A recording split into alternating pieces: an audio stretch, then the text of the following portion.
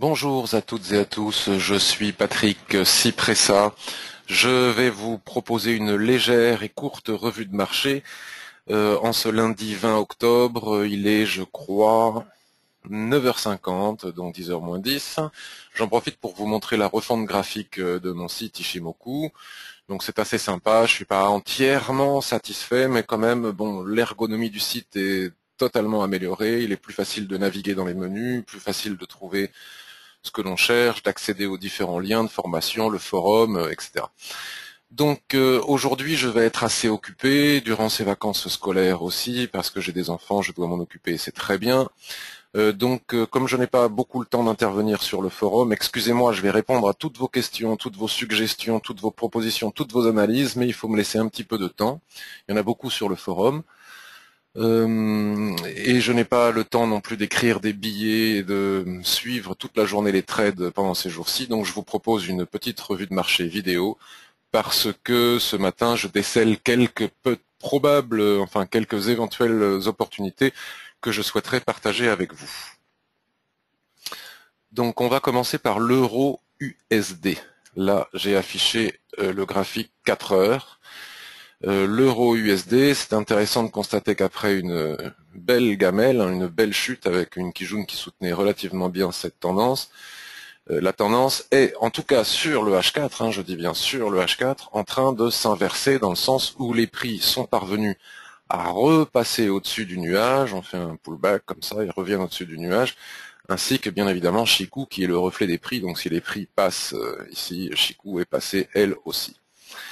Ce qui est intéressant de voir après ce constat, c'est qu'ici il est possible de tracer une droite avec un petit excès ici, une droite qui soutient quand même relativement bien les prix, que l'on retrouve d'ailleurs sur le RSI 21, et de constater qu'après cette forte poussée, on n'est pas parvenu à monter au-dessus de cette résistance, qui est une résistance du H4, mais à la fois une résistance, une extension de droite de l'Ishimoku ou une Kijun ou je ne sais pas quoi, je ne me rappelle plus quand je l'ai tracé, une forte résistance que l'on retrouve sur toutes les unités de temps. Donc les prix reviennent comme ça sur la Kijun et il semblerait que la Kijun, enfin il semble pas, il est même clair que la Kijun pour le moment est en train de parfaitement bien jouer son rôle de support et donc ça c'est intéressant de le constater parce qu'à partir de ce rebond ici, pourquoi ne pas envisager une fois ce chandelier clôturé, pourquoi ne pas envisager d'entrer en position au minimum pour aller chercher les plus hauts ici, donc je ne sais pas où va clôturer la bougie, d'ailleurs je ne sais toujours pas si elle va clôturer au-dessus de la Kijun, mais admettons, c'est ça l'idée, admettons qu'elle clôture un 27,90, on peut aller chercher un 28,39 en très court terme, donc là vous connaissez la technique, il suffit de basculer sur les unités de temps inférieures pour affiner, pour voir s'il n'y a pas des obstacles Ishimoku dans cet espace, et s'appuyer sur une clôture 15 minutes par exemple pour aller chercher ces points-là. Je l'ai montré maintes fois dans diverses vidéos et je le montre à chaque fois dans les formations. Donc là je ne vais pas revenir là-dessus sinon ça prendrait beaucoup de temps. Il y a la possibilité aussi en fonction de ce que nous racontent les TF inférieurs et supérieurs, ce que je n'ai pas encore regardé. Il y a la possibilité de rentrer peut-être swing pour aller chercher un pullback assez important sur une Kijun Daily ou Weekly. Je ne sais pas où est-ce qu'elles sont placées, je vous laisse faire.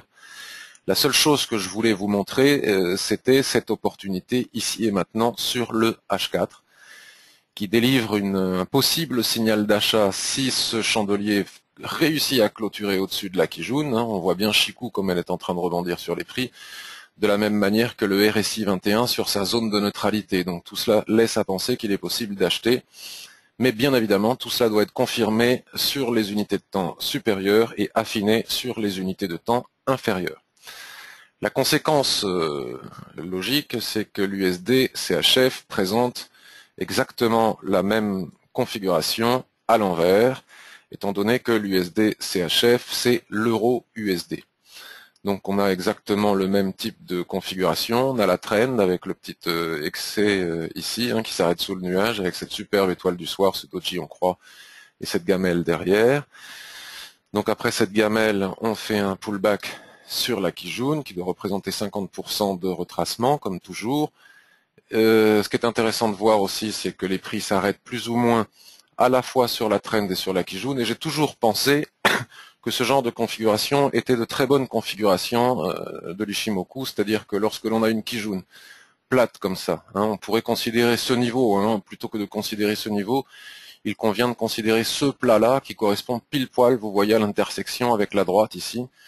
Lorsque l'on a une droite comme ça, et très proche d'une Kijun, avec les prix qui rebondissent dessus après une chute comme ça, ce n'est qu'un pullback, il est selon moi toujours très intéressant d'envisager de trader ce genre de situation, bon, en l'occurrence à la baisse sur l'euro USD. Je trouve d'ailleurs le graphique de l'USD CHF plus propre que l'euro USD, c'est celui que je vais choisir. On voit bien aussi le RSI faire des plus hauts de plus en plus bas et des plus bas. Ah, le son peut être de mauvaise qualité, fermez toutes les applications. Bon, écoutez, j'espère qu'il ne sera pas de mauvaise qualité, on verra bien. Il est intéressant de voir aussi, donc, on peut tracer une droite ici, le RSI 21 qui est en train de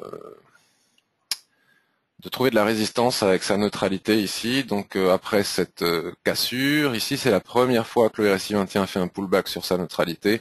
Donc c'est peut-être une conjonction d'indications pour éventuellement vendre la paire. Donc pour aller chercher les objectifs, les obstacles, c'est toujours pareil, il faut basculer sur les unités de temps supérieures. Donc ça je vous laisse faire. Tiens, il est très intéressant de constater que cette zone correspond à Kijun, ce qu'il faudra négocier pour aller chercher éventuellement les objectifs. Donc c'est pas pour rien que les prix se sont arrêtés ici, c'est ce niveau, hein, de support résistance, et c'est celui sur lequel Chikou devrait s'orienter. Alors est-ce qu'elle va passer par là? Est-ce qu'on va pouvoir prendre, vous voyez, les bénéfices ici, ou est-ce qu'il faut espérer qu'elle casse? Bon, je ne sais pas s'il faut espérer, mais en tout cas, il y a possibilité d'aller chercher quelques points, à mon avis, en intraday. Il faut aussi remarquer que le RSI 21 sur le 21, sur le daily ne casse pas encore. S'il venait à casser, ce serait un signal fort. Mais pour le moment, ce n'est pas le cas. Donc il est probable de chercher quelques points au minimum jusqu'ici. Après, aller au-delà, je ne sais pas encore, parce que Chikou a un sacré obstacle ici et le 21 a un bel obstacle ici. En tout cas, il y a une opportunité en intraday, éventuellement la possibilité de laisser courir les gains si jamais on arrivait à traverser cette zone, ce qui est loin d'être gagné. Très rapidement, GBP USD, c'est pas inintéressant non plus. Donc ça, c'est mes seuils intraday, hein, tous les seuils que je trouve sur les unités de temps supérieures. Il n'est pas inintéressant de voir non plus qu'on a cassé cette trend ici, hein, que je ne dessine pas, et que là, les prix sont en train de travailler cette zone, hein, ce plat SSB dans l'alignement de ce plat Kijun. C'est vraiment très intéressant de voir à quel point cette zone est difficile à passer et le seuil Ishimoku est pertinent. Et si on venait, donc, on va tracer une droite. Hop, au-dessus des prix, on coiffe les prix comme ça. Si on venait à casser en clôture cette droite, cela permettrait à Chikou de passer ce niveau de plat Kijun ici, hein, c'est celui-là qui embête, hein, pas la Kijun orientée, mais le plat, puis de traverser la SSB, donc le nuage, et là on pourrait envisager d'acheter pour aller chercher les 1,61, 76, et puis ensuite tous les paliers de SSB, bien évidemment, à condition que tout cela soit validé sur le daily, ce qui a l'air d'être le cas. D'accord, donc on parlait de cette cassure ici. Bon, il faut tracer une trend. La probabilité, vous voyez, le RSI est en train de venir se diriger sur sa neutralité qui doit correspondre à cette zone de Kijun. Chikou n'a pas véritablement d'obstacle. Par contre, ce qui est embêtant aussi, c'est la borne du gap ici. Il faudra faire attention, mais plutôt ici, hein, vous voyez, donc ça correspond bien à Kijun. Donc la possibilité à contre-tendance d'aller chercher quelques points ici sur la Kijun me paraît probable. Bon, après, c'est de la contre-tendance.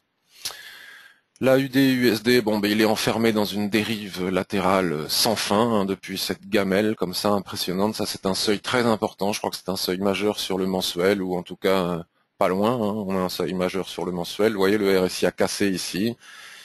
On est descendu. La probabilité d'un pullback sur la zone de neutralité qui correspondrait à la Kijun ici est importante. Chikou a de l'espace. C'est une possibilité, mais il y a de la résistance. Moi, je serais plutôt, sur cette paire-là, je serais plutôt partisan d'attendre de casser par le haut ou par le bas avant d'envisager de faire quoi que ce soit. NZD, USD, alors excusez-moi, hein, c'est des choses qui sont restées de la semaine dernière. On a une configuration similaire, hein, à celle de l'USD CHF et à celle de l'euro USD. Vous voyez, on peut tracer une droite comme ça. Bon, on était dans une dérive latérale jusqu'ici, on l'a cassé, on revient travailler. Et il ne faudrait pas repasser dessous ici, mais la probabilité d'un rebond pour aller chercher quelques points à l'achat, sans doute des retracements aussi sur le daily et le weekly, tout cela est possible. L'USD Yen, alors l'USD Yen, excusez-moi, il y en a partout. Je suis en train de découvrir les graphiques en même temps que vous. Je ne les ai pas regardés depuis vendredi dernier. Donc là, on a un gap. Donc là, on a un petit gap comme ça. Donc bon, là, c'est clair qu'il faut attendre de casser la Kijun. Si on casse la Kijun, Chikou repasse au-dessus des prix. Bon, après, elle va devoir passer par là. C'est pas évident. Mais casser cette Kijun ici, les 107,70, hein, je me souviens, c'était déjà un seuil très important quand on était à l'achat pour aller chercher nos fameux 110 points. Hein. On a réussi à aller chercher depuis pratiquement 103. Donc là, si on casse les 107,75, la possibilité de repartir chercher les 110 est réelle. Mais c'est réellement la cassure des 110 qui permet d'aller chercher les 112,80 parce que là, il n'y a vraiment aucun obstacle sur aucune unité de temps. Donc moi, je serais plutôt partisan d'attendre la cassure de cette zone si elle doit intervenir pour aller chercher 112, puis 115, puis 120. Si vous regardez le mensuel, c'est vraiment propre. De toute façon, pour le moment, il n'y a pas grand-chose à faire. On est coincé à l'achat par ces zones-là. À la baisse, on est coincé par le nuage. Et Chikou doit traverser tout cela. Donc, c'est pas gagné. D'accord. Le nuage se réoriente à la hausse après être sorti de cette zone de range. On est allé chercher les 110, on retrace. Il est possible d'aller chercher les 112, mais pour le moment, on n'est pas prêt. Bon, NZD, JPY, j'ai rien à dire pour le moment. GBP, JPY, on est dans un range aussi interminable. On l'avait cassé par le haut, on revient tester ces niveaux de support ici, puis bon, on rebondit. Alors il y a toujours des points à prendre, mais au niveau de l'Ishimoku, c'est pas propre, je ne regarde pas, je ne le traite pas. Euro-yen, configuration hein, toujours similaire. Hein, voilà, on est en train de... Ça ne casse pas, en tout cas, le nuage. Le nuage ne casse pas. Le RSI 21 a cassé la zone de neutralité ici depuis très longtemps. Et là, on ne sait pas vraiment si c'est pour repasser au-dessus avec ce marteau et cette étoile du matin en formation sur le weekly. Mais de toute façon, on a une semaine à attendre pour le savoir. En tout cas, on a un marteau ici sur cette zone. Si on repasse au-dessus du nuage, cela permettrait à Chikou de traverser toutes les droites de l'Ishimoku, la trend, les prix repasseraient au-dessus des droites de l'Ishimoku, et là, éventuellement, nous aurons des objectifs haussiers à aller chercher, qu'on peut déjà préparer, hein, on peut déjà se préparer en allant chercher sur le mensuel, par exemple, quels seraient les objectifs à atteindre en cas de cassure de cette zone. Bon, pour le moment, c'est prématuré, il faut patienter. Est-ce qu'il est possible de trader ici? Il y a des points à prendre, une centaine de points à prendre ici. Le rebond, si vraiment il est en train de se confirmer, sans doute. Pour cela, il suffit de basculer sur le daily. Eh bien, le daily nous dit d'attendre, bien qu'ici nous soyons dans une zone de range qui démarre, avec un nuage qui se met à plat. Donc la probabilité pour que ce nuage et les droites de l'Ishimoku ne jouent plus un très gros rôle de résistance est important.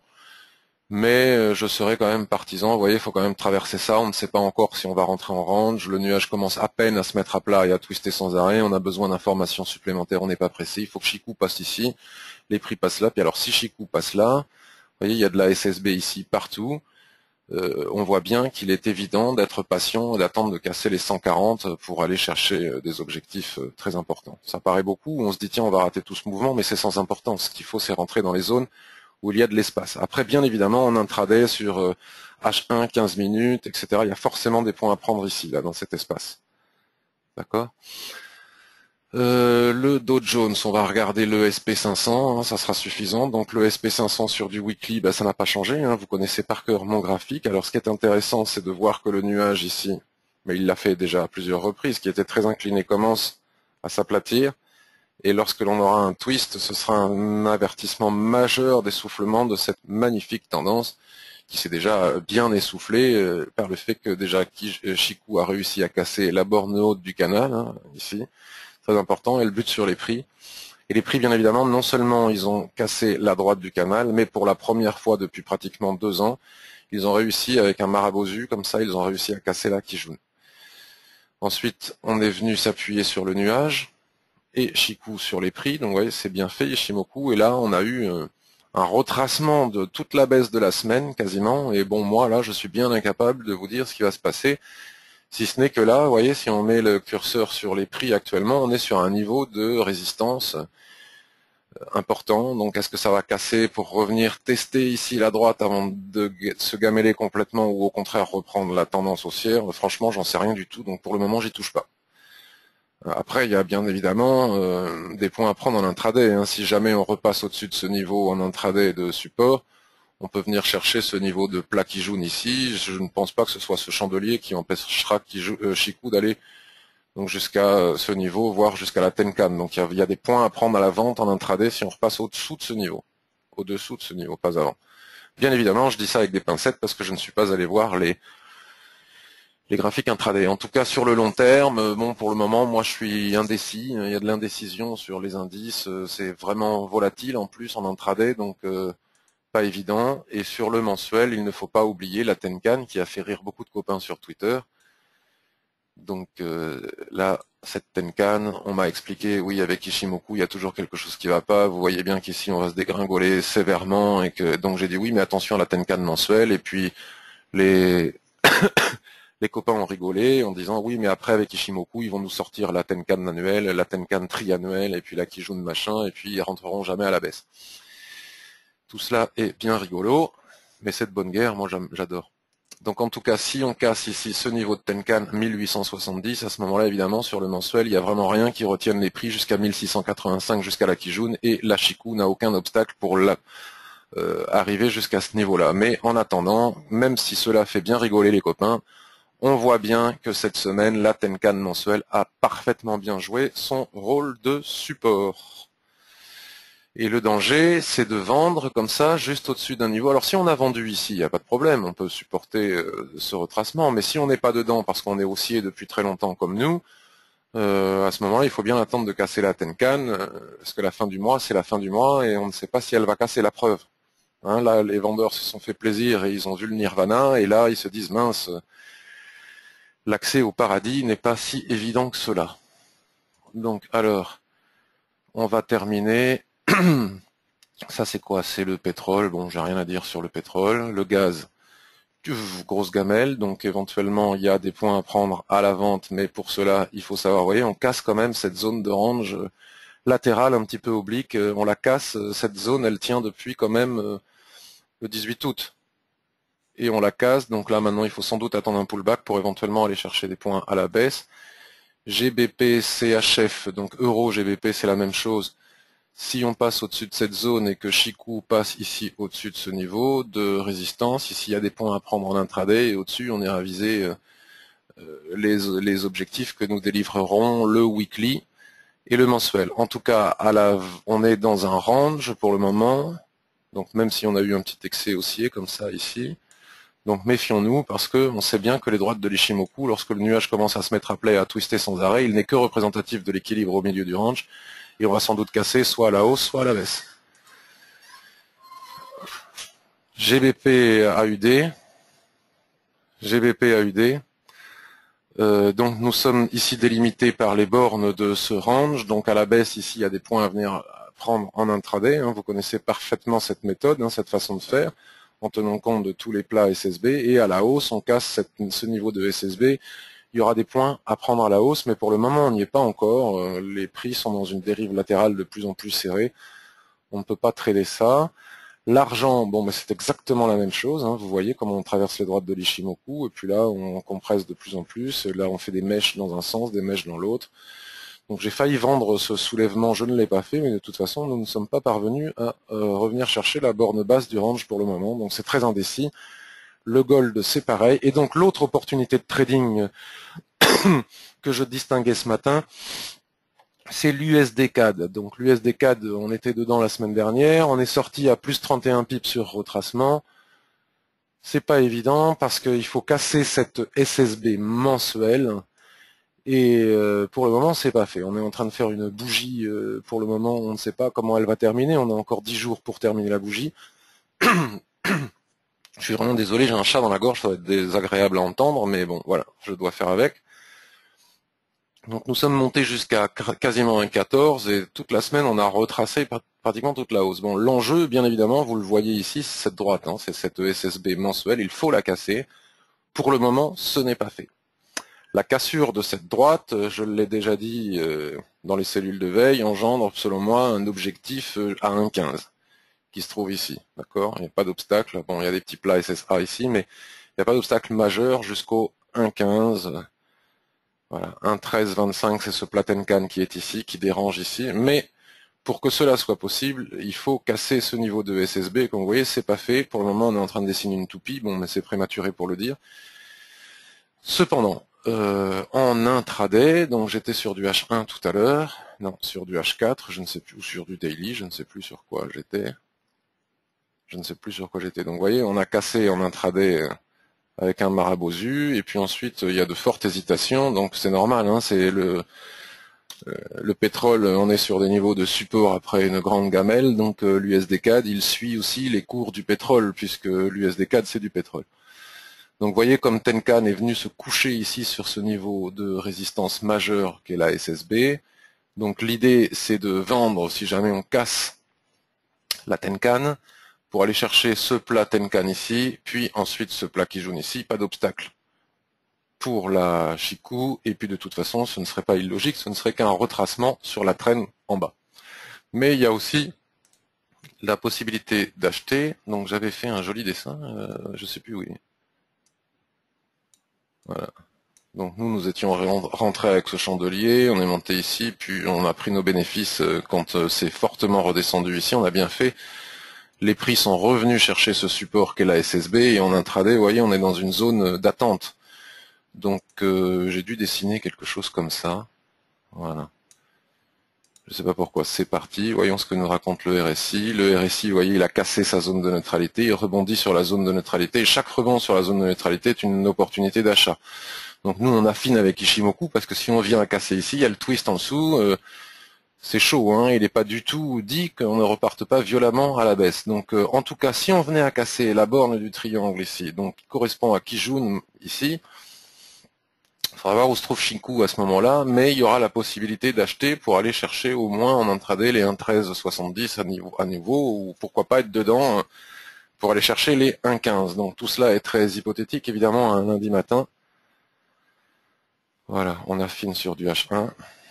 Voilà. Et donc il est intéressant, si jamais on vient à casser la borne du triangle ici, il faudra bien s'assurer de casser ce niveau de SSB, les 1,13, hein, on va dire, ce qui permettra aussi à Shiku de sortir de tous ces obstacles-là, et là, normalement, nous devrions avoir de l'espace pour aller chercher les 1,15.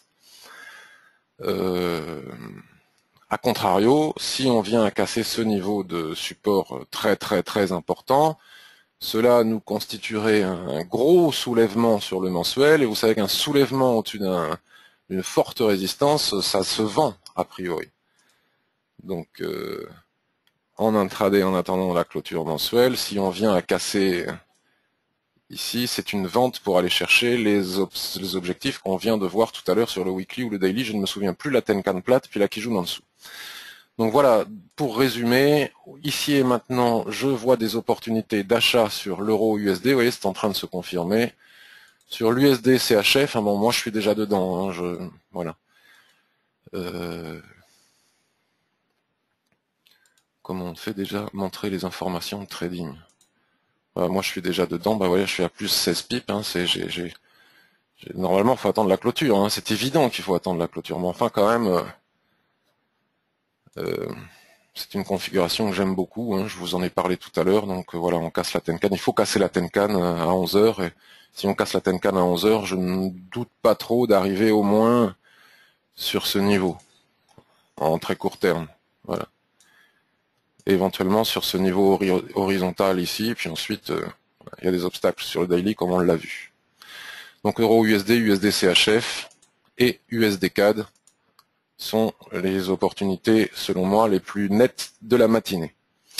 Voilà, donc je vous souhaite une excellente journée, je vous souhaite aussi une excellente semaine de trading. Je n'ai pas regardé les statistiques, etc. Mais bien évidemment, avant de faire quoi que ce soit, il faut toujours regarder les statistiques, les banques centrales et tout le tout team. Et à bientôt sur le site que je vous ai montré au début. N'hésitez pas à déposer des commentaires. Si vous regardez cette vidéo sur YouTube, si vous pouvez liker, c'est bien.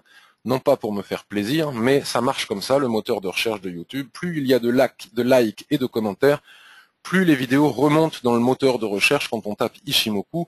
Et si vous pensez intéressant que les gens qui tapent Ishimoku voient mes vidéos, il faut m'aider à les faire remonter en likant et en les commentant. Je vous souhaite à tous une excellentissime journée.